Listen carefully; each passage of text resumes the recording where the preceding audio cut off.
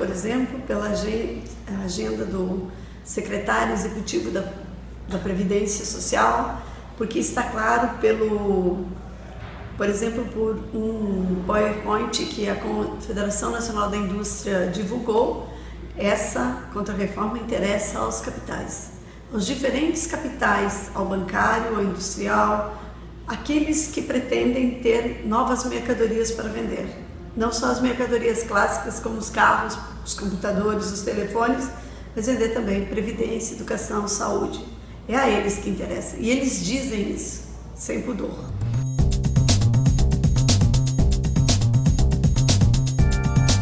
Não, e vários pensadores e pesquisadores e professores já demonstramos isso diversas vezes e em vários diferentes estudos.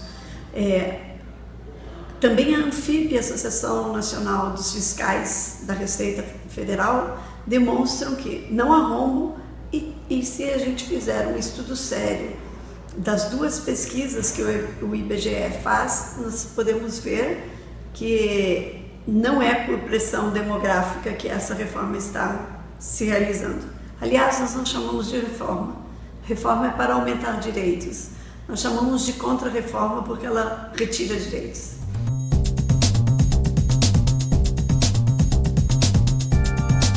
Uma tragédia. Seria uma tragédia, como essa proposta é uma proposta que se diz austera, se diz um plano de austeridade, e nós preferimos classificar como um austericídio, vai fazer cair em muito pouco tempo a expectativa de vida de homens e mulheres velhos e que agora, graças ao benefício de prestação continuada, chamado BPC, graças a ter sido estabelecido que a Previdência, o mínimo que se paga na Previdência é de um salário mínimo, isso mudou a realidade e a expectativa de vida de pessoas com 60 ou mais anos nesse mar de desigualdade que é o nosso país. Não tenho dúvidas, será uma tragédia. Em 2 décadas, aquilo que foi revertido a partir de 1996 pelo benefício de prestação continuada, por exemplo, que foi implementado em 1996, então nós temos 21 anos, daqui 21 anos, se isso for implementado, nós teremos uma regressão na expectativa de vida. As pessoas passarão a morrer novamente aos 50 anos, como morriam até há pouco tempo.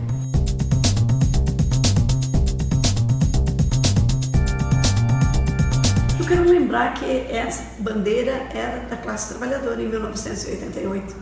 Em 1988, os trabalhadores e as trabalhadoras queriam uma única previdência para os trabalhadores que trabalham no Estado e para os trabalhadores que trabalham empregados pelos diferentes capitais. Capital industrial, capital bancário, capital agrário, que são os que estão no regime geral, chamado INSS. Regime próprio somos nós, os servidores públicos, chamados servidores públicos, e nós temos como regimes próprios no Brasil hoje cerca de 2082 regimes próprios.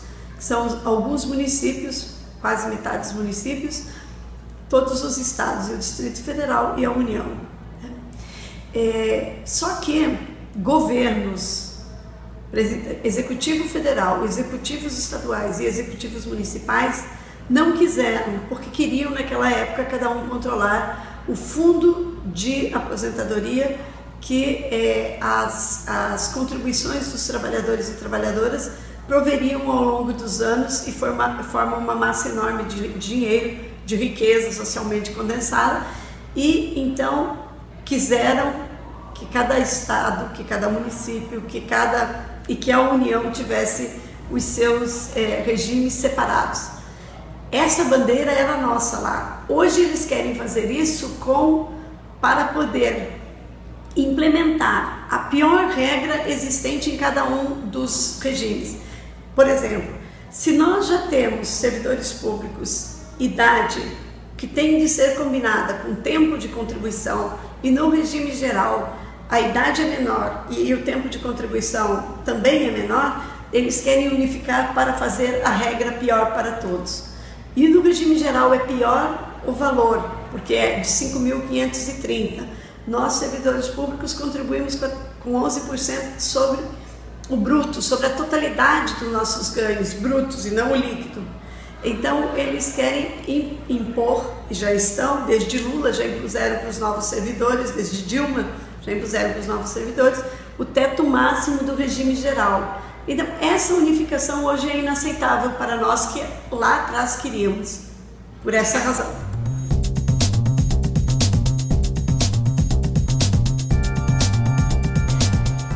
A unificação, me parece, dos regimes seria aceitável se nós estabelecêssemos um teto que fosse capaz de incluir boa parte dos trabalhadores, inclusive aqueles trabalhadores, por exemplo, que ganham até 20 salários mínimos ou 25 salários mínimos, e incluíssemos todos no mesmo regime, inclusive nós que vendemos a nossa força de trabalho para o Estado.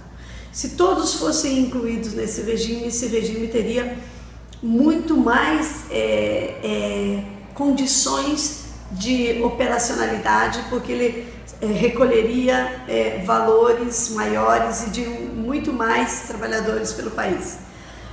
Agora, é preciso que se diga, e há muitas provas sobre isso, não apenas evidências, que o regime geral e os regimes próprios não são deficitários. A sobra de dinheiro, inclusive nesses regimes, no regime geral, há 20 anos há superávit. E por que não se amplia com esse superávit os valores da aposentadoria, aquela básica de um salário mínimo, né? Daria para aumentar talvez para 2 salários mínimos, não é?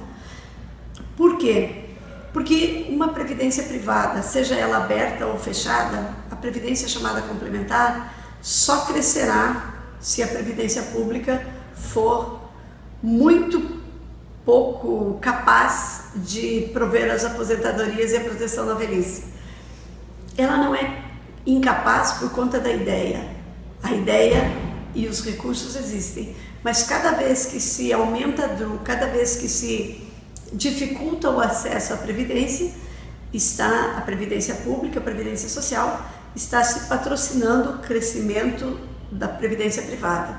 Estas contra-reformas, desde Fernando Henrique, de Luiz Inácio Lula da Silva, das medidas impostas e postas por Dilma, e essa proposta por Temer, todas elas têm esse